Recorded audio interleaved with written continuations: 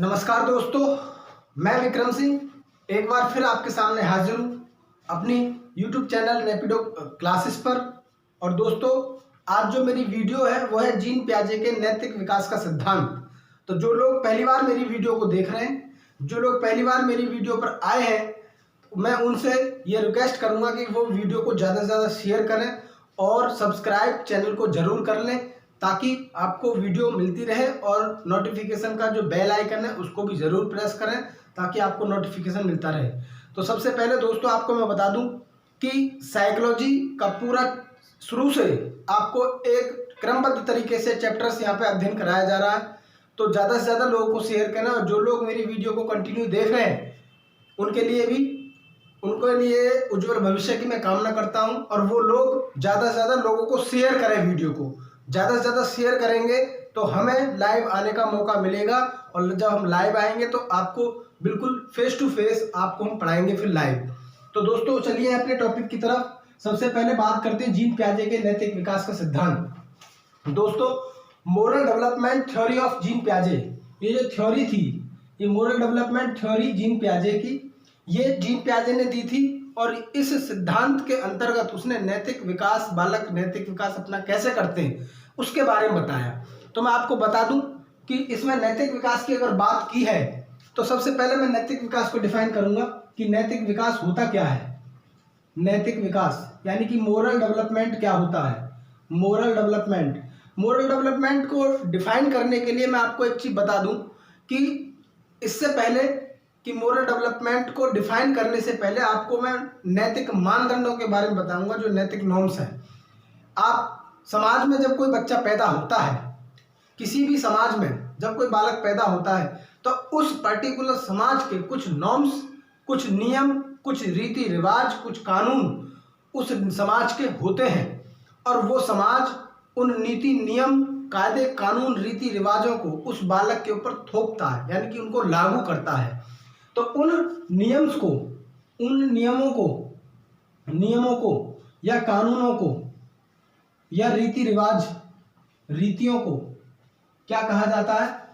नैतिक मानदंड कहा जाता है। नैतिक मानदंड कहा जाता है। और नैतिक विकास क्या होगा फिर? नैतिक विकास होगा कि जो व्यक्ति, जो बच्चा इन नैतिक मानदंडों के अनुरूप समाज में रहकर इन नैतिक मानदंडों को फॉलो करेगा, इन नैतिक मानदंडों को, नॉर्म्स को फॉलो करेगा, और नॉर्म्स को फॉलो करके अपने आप का उस समाज में एडजस्टमेंट कर लेता है, अपने आप का समायोजन उस समाज में कर लेता है, तो उसको कहा जाता है नैतिक विकास। इन नीति, इन नियम, इन नॉर्म्स को फॉलो करते हुए जब कोई बालक अपने आप का विकास करता है तो उस विकास को कहा जाता है नैतिक विकास। ये नैतिक विकास है दोस्तों। अब मैं डिफाइन करता हूं कि यह सिद्धांत 1932 में जीन पियाजे ने दिया। 1932 में इस सिद्धांत को दिया था। उस टाइम पर इन्होंने एक पुस्तक लिखी थी, जो फेमस पुस्तक है। उस पुस्तक का नाम है the moral judgement of child. ये पुस्तक थी, ये बहुत ही इंपॉर्टेंट पुस्तक लिखी। और इस पुस्तक में उन्होंने बताया कि बालक का नैतिक विकास एक तार्किक क्रम में होता है। तार्किक क्रम में होता है। जैसे आपने देखा होगा, जब कोई बालक पैदा होता है और धीरे धीरे जब उसमें बड़ा होता जाता है तो अचानक उसमें नैतिक विकास स्टार्ट हो जाते हैं बचपन से ही। और जब नैतिक डेवलपमेंट जब बचपन से शुरू हो जाता है तो धीरे धीरे क्रमबद्ध तरीके से एक तार्किक क्रम में, एक आपके लॉजिकल क्रम में ये जो नैतिक विकास है ये शुरू हो जाता है। तो इस पुस्तक में जीन पियाजे ने नैतिक विकास का एक तार्किक क्रम पैटर्न किया है। और ये पुस्तक बहुत इंपॉर्टेंट है, कई बार एग्जाम में आई है। The moral judgement of the child किसकी पुस्तक है? तो आपको 4 ऑप्शन मिलेंगे, उनमें से एक ऑप्शन जीन पियाजे होगा। तो आपको जीन पियाजे पे टिक करना है। अब मैं बात करता हूं कि सिद्धांत क्या था। जीन पियाजे ने 2 वर्ष से 2 वर्ष से 12 वर्ष तक के बच्चों को 12 वर्ष तक के बच्चों को कंचे खेलते हुए देखा, कंचे खेलते हुए देखा। और इन बच्चों को कंचे खेलते हुए देखा और इन बच्चों को इसने इस प्रकार से ऑब्जर्व किया कि बच्चे इन कंचों के जो खेल हैं, ये जो खेल खेल रहे हैं, उन खेल के नियमों पर किस प्रकार अपने आप को रिप्रेजेंट करते हैं, यानी कि इन नियमों के बारे में बालक किस प्रकार से विचार करते हैं। तो इसने देखा कि बच्चों के जो 2 से 12 वर्ष तक के बच्चे थे, उनका इसने क्या क्या किया, साक्षात्कार किया। क्या किया? साक्षात्कार किया, यानी कि हम कह सकते हैं इसने इंटरव्यू लिया, इंटरव्यू लिया इन बच्चों का। 2 से 12 साल तक के बच्चों का जब इंटरव्यू लिया तो उस इंटरव्यू में इसने प्रश्न पूछे, और प्रश्न कौन से थे? उस खेल से संबंधित थे। खेल से संबंधित जब इसने प्रश्न पूछे तो प्रश्न पूछने के बाद जब बच्चों का उत्तर आया, उन सभी आंसर्स से इसने एक विश्लेषण निकाला और उस विश्लेषण निकाल कर एक अपना पूरा ऑब्जर्वेशन करके इसने फिर अपने विचार दिए। इसने अपना विचार दिया कि बालक नैतिक विकास के बारे में क्या सोचता है। तो इसने अपना एक तार्किक पैटर्न बताया कि बालक जब नैतिकता के बारे में सोचते हैं, बालक जब नैतिकता के बारे में सोचते हैं, नैतिकता के बारे में सोचते हैं तो वह 2 अवस्थाओं से होकर गुजरता है। 2 अवस्थाओं से होकर गुजरता है। वो अवस्थाएं कौन कौन सी है मैं आपको बता दूं। देखिए, जीन पियाजे ने नैतिक विकास के सिद्धांत में मुख्य रूप से 2 अवस्थाओं का वर्णन किया है, लेकिन 4 अवस्थाएं और इसने बताई हैं, उनको भी मैं बताऊंगा। जो मुख्य रूप से 2 अवस्थाएं, पहले हम उनके बारे में डिस्कस करेंगे। ये पूरी चीजें मैंने आपको डिस्कस कर दी हैं। कहानी कभी नहीं आती, कहानी मैंने आपको ओरली बता दी है, लेकिन जो चीजें आपके सामने लिख रही हैं आप इनको नोट कर लेना। और मैंने जो वीडियो को आप पॉज करके सुन भी सकते हैं कि मैंने क्या क्या चीजें बताई हैं। जीन पियाजे का नैतिक विकास का सिद्धांत, नैतिक विकास क्या होता है। नैतिक विकास से पहले मैंने बताया कि नैतिक मानदंड क्या होते हैं। नैतिक मानदंड होते हैं कि कोई बालक जब किसी समाज में पैदा होता है तो नीति, नियम, कायदे, कानून उस समाज के उस बालक के ऊपर थोपे जाते हैं, यानी कि लागू किए जाते हैं। उन कायदे, कानून, रीति रिवाजों को क्या कहा जाता है? मानदंड कहा जाता है। और इन मानदंडों को अपने अंदर समाहित कर अपने अंदर समाहित करके यानी कि अपने अंदर उनको समाहित करके उन पर जैसे जैसे कार्य करता है और उनके बारे में जैसे जैसे उनको फॉलो करता है, उन नीति, नियम, कायदे, कानूनों के साथ साथ फॉलो करके अपने आप का जो विकास करता है समाज में, उस विकास को कहा जाता है नैतिक विकास। अब इसके बाद मैं आपको बता दूं, ये जो सिद्धांत था कब दिया था? 1932 में दिया।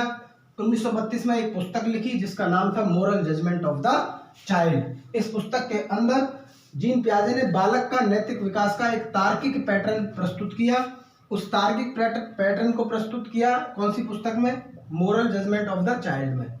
उसने सिद्धांत में अपने में क्या करा? उसने प्रयोग जो किया था बच्चों पर किया था। कभी कभी आ जाता है कि प्रयोग किस पर किया? बच्चों पर। कितने साल के बच्चों पर? 2 साल से 12 साल के बच्चों पर प्रयोग किया। और इस प्रयोग में उसने क्या देखा? 2 से 12 साल तक के बच्चों को 2 से 12 साल के बच्चों को कंचे खेलते हुए उसने देखा। और कंचे खेलते हुए देखा, उन पर प्रश्न पूछे, उसने साक्षात्कार किया, यानी कि उन बच्चों का इंटरव्यू किया। उस इंटरव्यू में उसने बच्चों से प्रश्न पूछे, और प्रश्न पूछे कौन से? खेल से संबंधित। उन खेल से संबंधित कि बालक उन खेल पर कैसे नियमों पर काम करते हैं, कैसे उन नियमों के बारे में सोचते हैं, क्योंकि हर खेल के नियम होते हैं और उस खेल में दंड से बचने के लिए बालक कौन कौन सी प्रक्रियाएं अपनाता है। तो इन पर सब पर प्रश्न किए और फिर उनका विश्लेषण करके अपना विचार दिया कि बालक जब नैतिकता के बारे में सोचते हैं तो निम्नलिखित 2 अवस्थाओं से गुजरते हैं। और वो 2 अवस्थाएं कौन कौन सी हैं? आइए नेक्स्ट पढ़ते हैं 2 अवस्थाएं कौन कौन सी हैं। इनको मैं मिटा देता हूं, इसको मैं मिटा देता हूं और 2 अवस्थाओं के बारे में हम पढ़ते हैं कौन कौन सी अवस्थाएं हैं। नैतिक विकास की 2 अवस्थाएं बताई हैं। नंबर 1 अवस्थाएं। अवस्थाएं कौन कौन सी हैं? एक तो है आपकी परायत्ता की नैतिक अवस्था। नैतिक अवस्था ये इसका जो कार्यकाल था 2 समय था 2 से 9 वर्ष, सॉरी 2 से 8 वर्ष। और दूसरी जो अवस्था थी वो थी स्वायत्ता। स्वायत्ता नैतिक विकास की अवस्था। विकास की अवस्था ये 2 आपकी स्टेज है। इसका कार्यकाल 9 से 13 वर्ष। 9 से 13 वर्ष इसको बोलते हैं ऑटोनोमस मोरालिटी इंग्लिश में। इसको बोलते हैं परायत्ता को हेट्रोनोमस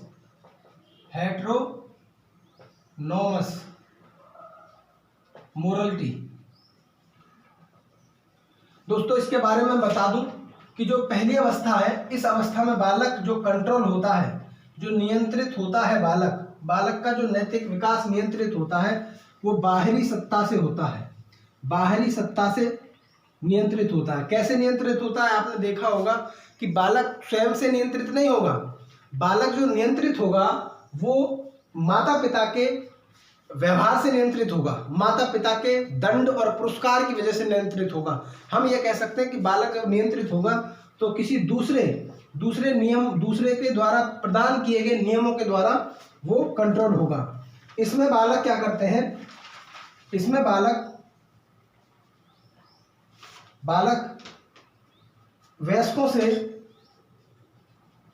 वयस्कों से असमान अंतःक्रिया करते हैं। असमान अंतःक्रिया करते हैं।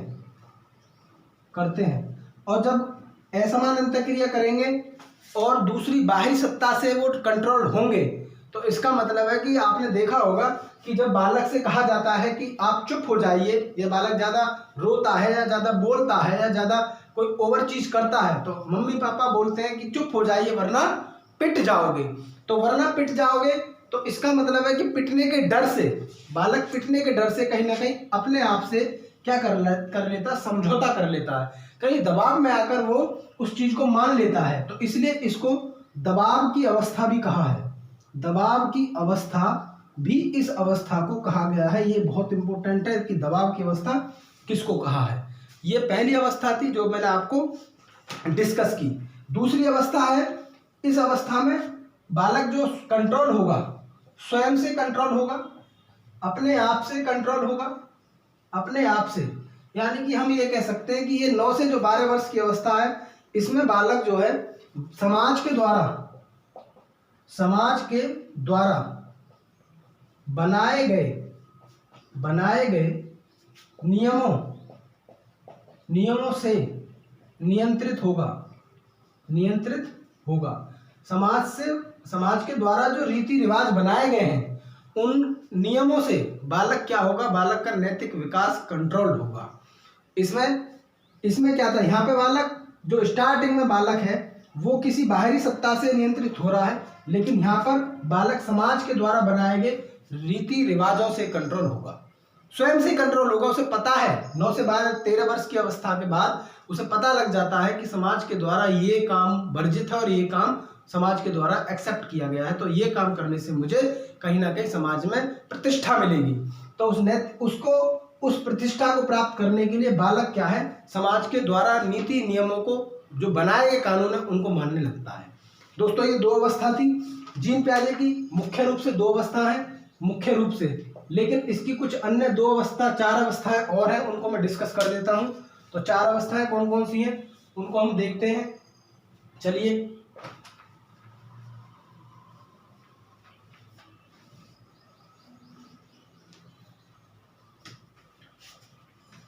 इसको मैं मिटा देता हूं। जीन प्याजे की जो 4 अवस्थाएं हैं वो आपकी क्या है, जीन प्याजे ने 4 अन्य अवस्थाएं बताई मोरल डेवलपमेंट में। कौन कौन सी हैं? पहली जो अवस्था है, पहली है उल्लंघन की अवस्था। उल्लंघन या प्रतिमानहीनता। प्रतिमानहीनता का मतलब है नॉर्म्स की मतलब नॉर्म्स को ना मानना, ठीक है। और इसी अवस्था को बोलेंगे अनियमितता की अवस्था। अनियमितता की अवस्था। और ये जो होगी, ये होगी आपकी 0 से 5 वर्ष। 0 से 5 वर्ष। इस अवस्था को मैं आपको डिफाइन कर दूं कि उल्लंघन की जो अवस्था है, इसमें बालक उल्लंघन करता है समाज के नीति नियम कायदे कानूनों को। जो नैतिक विकास के कानून है, उनसे बालक बिल्कुल अनभिज्ञ है, उनको बालक अभी नहीं समझ रहा। यानी कि हम ये कह सकते हैं कि इस अवस्था में बालक ना तो नैतिक होता है और ना ही अनैतिक होता है। यानी कि हम ये कह सकते हैं कि बालक जो कंट्रोल होगा वो हर्ष और पीड़ा, सुख और दुख से कंट्रोल होगा। यदि बालक को आप हर्ष यानी कि खुशी दोगे, बालक को आरामदायक एनवायरनमेंट दोगे, तो बालक आपसे खुश होगा। और बालक को यदि आरामदायक व्यवहार नहीं मिलेगा, आरामदायक वातावरण नहीं मिलेगा, तो उसे पीड़ा होगी, उससे कंट्रोल होगा। तो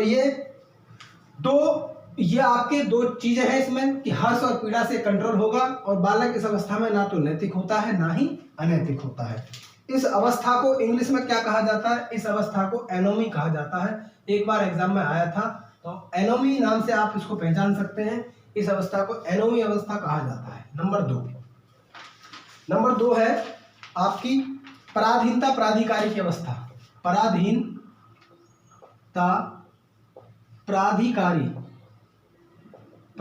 प्राधिकारी की अवस्था। इस अवस्था को बोला है, ये अवस्था 5 से 8 वर्ष होती है। 5 से 8 वर्ष होती है। इस अवस्था को हम हेटेरोनॉमी अथॉरिटी के नाम से भी जाना जाता है। हेटेरोनॉमी अथॉरिटी इस नाम से जाना जाता है। और इस अवस्था में होता क्या है? इस अवस्था में होता है बालक बाहरी सत्ता से नियंत्रित होगा। बालक का जो नैतिक विकास है वो बाहरी सत्ता से नियंत्रित होगा। दूसरा पॉइंट है कृत्रिम परिणाम। इसमें कृत्रिम अनुशासन बनाने पड़ते हैं बच्चे को कंट्रोल करने के लिए। कृत्रिम अनुशासन का मतलब क्या है, आप इसको समझ लीजिए। मैं एक एक वर्ड को डिफाइन करता हूँ। जब मैं आपको पढ़ाता हूँ, जब मैं आपको वीडियो बनाता हूँ, तो प्रत्येक कोई नया शब्द आता है तो मैं उसको 100% उसको डिफाइन करता हूँ कि कृत्रिम अनुशासन का मतलब है कि समाज के रीति रिवाज नहीं, खुद से बालक को कंट्रोल करने के बनाए गए नियम, खुद से बालक को बनाए गए रीति रिवाज। वो रीति रिवाज क्या होंगे? वो दंड भी हो सकता है, पुरस्कार भी हो सकता है। वो दंड भी हो सकता है और पुरस्कार भी हो सकता है। आप दंड देकर बच्चे को कंट्रोल कर सकते हैं या कोई पुरस्कार देकर बच्चे को कंट्रोल कर सकते हैं। तो इसमें क्या होता है, जैसे मैंने पहली अवस्था में बताया था, उस अवस्था में कि जो पहली अवस्था थी, इससे जो 2 अवस्थाएं बताई थी, उसमें जो पहली अवस्था थी परायत्ता वाली, उसमें बालक ना तो अनैतिक होता है, ना ही नैतिक होता है, और बालक बाहरी सत्ता से नियंत्रित होता है। तो वहां पर क्या है, मैंने बताया था कि जब मम्मी पापा कोई बालक को डांटते हैं तो उससे कहते हैं कि चुप हो जाइए वरना पिट जाओगे। तो इसी तरह बालक क्या करता है, उस दबाव में आकर उस बात को मान लेता है। तो उस अवस्था को बोला था दबाव की अवस्था। इस अवस्था को समझौता की अवस्था कहा है। समझौता की अवस्था भी इसको कहा जाता है। ये बहुत इंपॉर्टेंट है। समझौता की अवस्था किस अवस्था को कहा जाता है? दूसरी अवस्था को कहा जाता है हेटेरोनॉमी अथॉरिटी को। नंबर 3 पर हम बात करते हैं परायत्ता। पारस्परिकता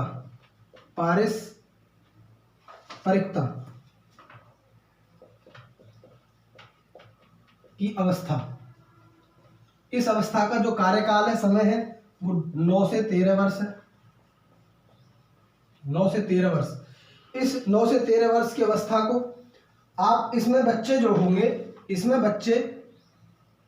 बच्चे समूह दोस्तों के मिले जुले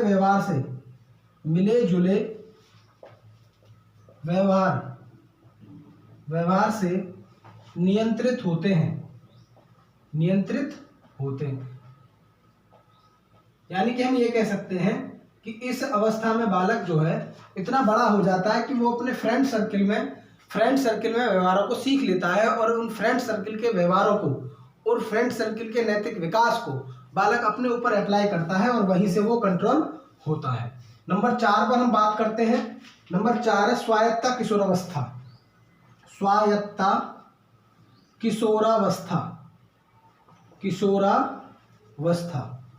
इसको आप बोल सकते हैं, स्वायत्ता को ऑटोनोमस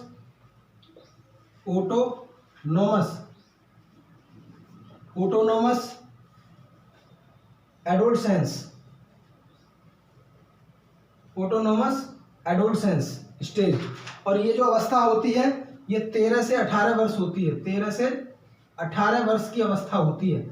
इस अवस्था में बालक क्या होता है, इस अवस्था में बालक किशोरावस्था में पहुंच जाता है, यानी कि बालक के अंदर चिंतनशील की अवस्था, इसमें चिंतन बच्चे में आ जाता है। चिंतन, तर्कपूर्ण व्यवहार करने लगता है बालक। विचारने की शक्ति पैदा हो जाती है बच्चे के अंदर, विचारने की शक्ति, सोचने समझने की शक्ति पैदा हो जाती है। या हम यूं भी कह सकते हैं कि ये जो अवस्था है इसमें बालक स्वयं से कंट्रोल होगा, या हम ये कह सकते हैं, इसमें मैं यहाँ लिख देता हूँ कि इसमें बालक स्वयं से नियंत्रित होगा। ये इसकी लास्ट स्टेज है। इस स्टेज के बारे में आपसे सिर्फ इतना ही पूछेगा कि जीन पियाजे की 4 अवस्थाओं में चौथी अवस्था कौन सी थी, उसका नाम क्या है? स्वायत्ता किशोरावस्था की अवस्था। इसको हेटेरोनॉमी बोला जाता है, उसको स्वायत्ता को ऑटोनॉमी, और हेटेरोनॉमी परायत्ता को। आप यहाँ पे हेटेरोनॉमी लिख सकते हैं। हेटेरोनॉमी नैतिक, यानी कि मोरलिटी स्टेज। ये दोस्तों 4 स्टेज है। इन चारों स्टेजों के बारे में आप लिख सकते हैं, आप इनके नोट्स बना सकते हैं। चारों मैंने आपको डिफाइन किया है। कोई चीज़ अगर समझ में ना आए तो आप कमेंट में बता सकते हैं। सारी चीज़ें मैंने डिफाइन की हैं। अब मैं बात करता हूं कि जीन पियाजे ने अपने कुछ इस सिद्धांत के अंतर्गत कुछ महत्वपूर्ण संप्रत्यय अलग से डिफाइन करे हैं, जो इस सिद्धांत में आए थे। उनको मैं बता देता हूं कौन कौन से पॉइंट्स हैं, और हमेशा उन पॉइंट्स के बारे में कभी कभी पूछ लिया जाता है। तो सबसे पहले मैं बात करता हूं, इसको मिटा देता हूं मैं।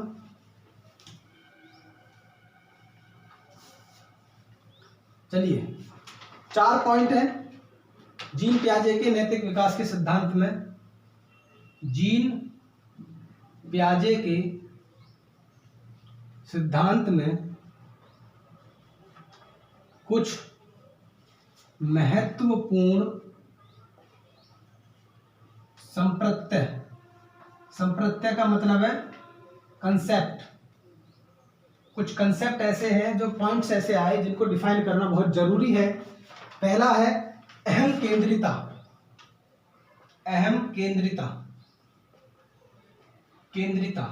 इसको बोलते हैं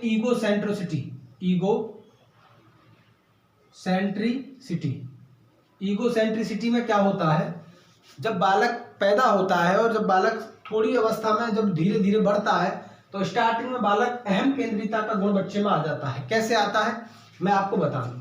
अहम केंद्रिता का मतलब है कि जो बालक करता है, जो काम करता है वो ना तो नैतिक होता है ना अनैतिक होता है। उसे सिर्फ ये पता है कि जो कुछ मैं कर रहा हूं वो ठीक है, तो इसलिए उसको उसके अंदर ये अहम आ जाता है कि जो कुछ मैं कर रहा हूं वो ठीक है, बाकी सब कुछ नहीं है, जो मेरे हाथ से हो रहा है, जो मेरे द्वारा हो रहा है, वो काम बिल्कुल सही है। तो इसलिए इसको ईगोसेंट्रिसिटी कहा है। दूसरा है समाज केंद्रिता। समाज केंद्रिता, समाज केंद्रिता का मतलब है सोशल सेंट्रिसिटी। सोशल सेंट्रिसिटी में जब बालक बड़ा हो जाता है तो समाज के मानकों को, जब बालक बड़ा हो जाता है तो समाज के नियमों को मानता है, मानता है या उनके अनुरूप कार्य करता है या उनके अनुरूप अपना नैतिक डेवलपमेंट करता है। तीसरा है प्रतिफलनात्मक न्याय। प्रतिफलात्मक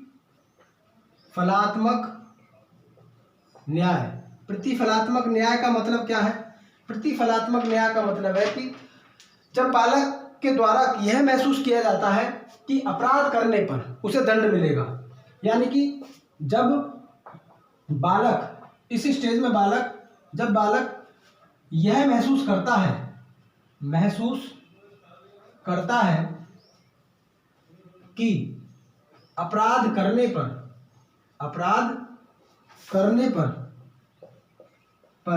दंड अवश्य मिलेगा, तो उसे पता है कि मैं समाज के किन्हीं नियम कायदे कानूनों को तोड़ रहा हूं, और उसे यह पता है कि जब समाज के नियम कायदे कानून टूटेंगे तो उसका मतलब है कि मुझे कहीं ना कहीं दंड अवश्य मिलेगा, या मैं समाज के प्रति कोई अच्छा कार्य कर रहा हूं, कोई सोशल कार्य अच्छा कर रहा हूं, तो उसके प्रति मुझे कहीं ना कहीं पुरस्कार मिलेगा। ऐसा नहीं है कि दंड ही मिलेगा। समाज में बालक जब यह महसूस करता है कि मैंने कोई काम अच्छा किया है तो उसे फल भी मिलेगा, यानी कि उसे पुरस्कार भी मिलेगा, और यदि वो गलत काम करता है तो कहीं ना कहीं उसे दंड भी मिलेगा। ये बालक स्वयं समझ लेता है इस स्टेज में। इसको बोला जाता है प्रतिफलात्मक न्याय, यानी कि किसी काम के प्रतिफल में उसको उसका रिजल्ट मिल रहा है, ये चीज है। नंबर लास्ट है इसमें 4 नंबर लास्ट पर क्या है? सामाजिक न्याय।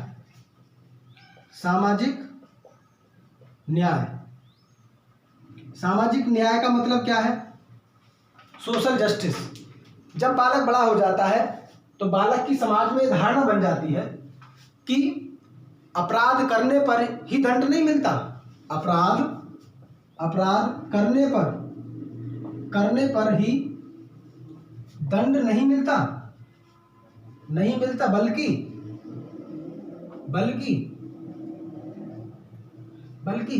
अपराध करने के लिए बाध्य करने पर भी दंड अवश्य मिलेगा। ये इंपॉर्टेंट पॉइंट है कि सामाजिक न्याय का मतलब है कि समाज के विरुद्ध यदि कोई काम कर रहे हैं तो दंड जब अवश्य मिलेगा, लेकिन समाज के विरुद्ध अगर किसी को काम करने के लिए आप उसका उकसा रहे हैं या उसको बाध्य कर रहे हैं या उसको मजबूर कर रहे हैं तो उसके लिए भी आपको दंड अवश्य मिलेगा। ये 4 इसकी बहुत इंपॉर्टेंट स्टेज हैं, इनके बारे में मैंने आपको डिस्कस किया है। लेकिन मैं आपको एक चीज और बता दूं, नैतिकता के जीन पियाजे ने इसी नैतिकता के कुछ स्तर भी बताए हैं। इसको मैं मिटा देता हूं। नैतिकता के कुछ स्तर भी बताए हैं, उन स्तरों को मैं बता देता हूं क्या है। जीन पियाजे ने नैतिकता के कुछ स्तर बताए हैं। वो स्तर क्या है, उन स्तरों को मैं डिफाइन कर देता हूं। लास्ट पॉइंट है, इसने 3 स्तर बताए हैं। नैतिक यथार्थता,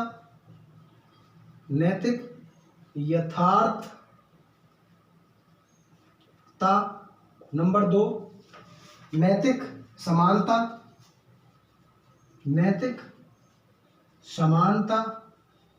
और नंबर 3 नैतिक सापेक्षता। ये 3 स्तर बताए हैं। ये तीनों स्तर पूछ लिए जाते हैं, हालांकि एग्जाम में कभी आए नहीं है, लेकिन मैंने आपको बता दिया है कि जीन पियाजे ने नैतिक विकास के 3 स्तर भी बताए हैं, जो कि स्तर आपके सामने है। नैतिक यथार्थता यानी कि रियलिटी, नैतिक समानता यानी कि मोरल इक्विलिटी, और नैतिक सापेक्षता। ये 3 आपके बहुत इंपॉर्टेंट पॉइंट हैं, ये भी मैंने डिस्कस कर दिए हैं। तो ये आपका पूरा जीन पियाजे के नैतिक विकास का सिद्धांत कंप्लीट हो गया है। और जो नेक्स्ट वीडियो आएगी मेरी, वो कोहलबर्ग के नैतिक विकास के सिद्धांत पर आधारित होगी, जिसमें हिंज की कहानी से रिलेटेड एक क्वेश्चन आता है एग्जाम में, वो हिंज की कहानी भी आपको बताई जाएगी। और ये वीडियो आपको अगर अच्छी लगे, वीडियो समझ में आए, तो वीडियो को ज़्यादा से ज़्यादा शेयर करें, लोगों तक पहुंचाएं कि भाई हिंदी में साइकोलॉजी को रैपिडो क्लासेस पर बहुत अच्छी तरीके से पढ़ाया जा रहा है, और लोगों को बताएं। ठीक है, तब तक के लिए थैंक यू। जय हिंद, जय भारत।